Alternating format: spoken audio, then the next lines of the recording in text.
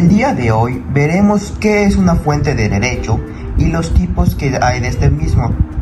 Como tal, la fuente de derecho se puede definir como las raíces de donde parten las normas jurídicas.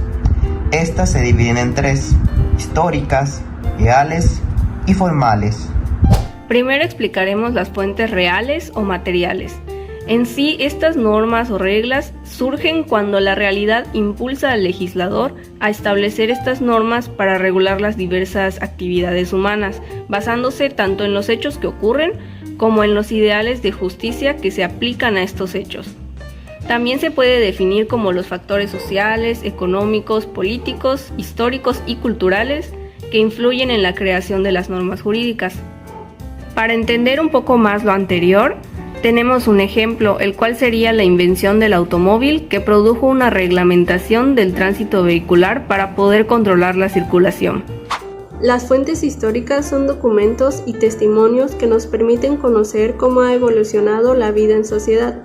Dentro de ellas, el derecho ocupa un lugar fundamental, pues este se crea y evoluciona en cada comunidad, y desde tiempos antiguos se ha plasmado por escrito para que los ciudadanos conozcan con certeza sus derechos y obligaciones. Esta práctica ha tenido efectos muy valiosos, pues además de otorgar seguridad jurídica, ha servido como base e inspiración para la creación de leyes tanto en el propio país como en el extranjero. De esta manera, diversas disposiciones legales de otros sistemas han influido en la formación de nuestros códigos y leyes. Gracias a estas fuentes podemos conocer cómo se aplicaba el derecho en distintas épocas, como en el Imperio Romano, el México colonial o en el periodo de los aztecas. Algunos ejemplos actuales de fuentes históricas son el Diario Oficial de la Federación y el Semanario Judicial de la Federación. Aunque estos ya no están vigentes, son documentos de gran valor, porque muestran las normas que rigieron en su momento y los argumentos que las sustentaban.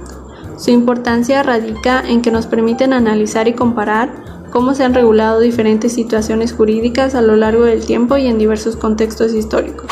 Las fuentes formales del derecho son los procesos por medio de los cuales se crean las normas jurídicas.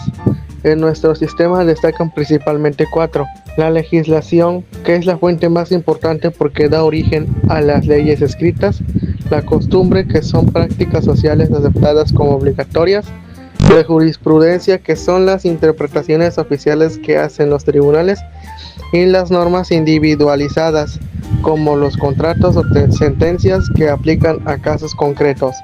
A veces también se menciona a la doctrina, que son los estudios de los juristas, aunque en sentido estricto no se considera fuente formal. La costumbre es un uso que una sociedad repite tanto que llega a considerarse como jurídicamente obligatorio. Tiene dos elementos: un objetivo, que es la práctica constante, y uno subjetivo, que es la convicción de que esa práctica debe cumplirse como norma. En México, la costumbre tiene un valor secundario, porque la ley escrita siempre tiene mayor jerarquía. De hecho, el Código Civil señala que contra la ley no puede alegarse la costumbre, aunque sí puede aplicarse en casos especiales, sobre todo en el ámbito mercantil. Un ejemplo sencillo sería cuando en los mercados los tratos de compraventa se hacen de palabra y aún así se cumplen porque existe la costumbre de respetarlos. La jurisprudencia es el conjunto de principios que los tribunales establecen en sus decisiones.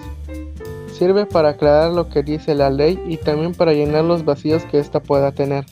En México la pueden crear la Suprema Corte de Justicia, los tribunales colegiados de circuito, el Tribunal Fiscal de la Federación y el Tribunal Federal Electoral.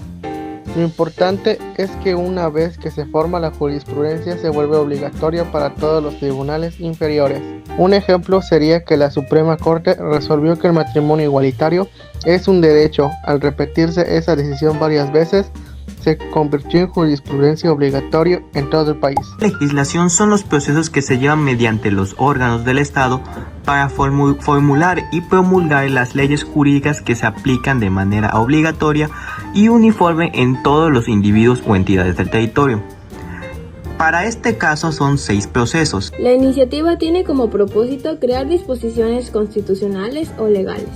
De acuerdo con la Constitución en México, quienes tienen la facultad para iniciar leyes son el presidente de la República, diputados y senadores del Congreso de la Unión y legislaturas de los estados. Los elementos esenciales de una iniciativa según el reglamento de la Cámara de Diputados son un título de propuesta, planteamiento del problema que se planea resolver, argumentos, fundamento legal, denominación del proyecto de ley o decreto, un ordenamiento por modificar, texto normativo propuesto, artículos transitorios, lugar, fecha, nombre y rúbrica del iniciador.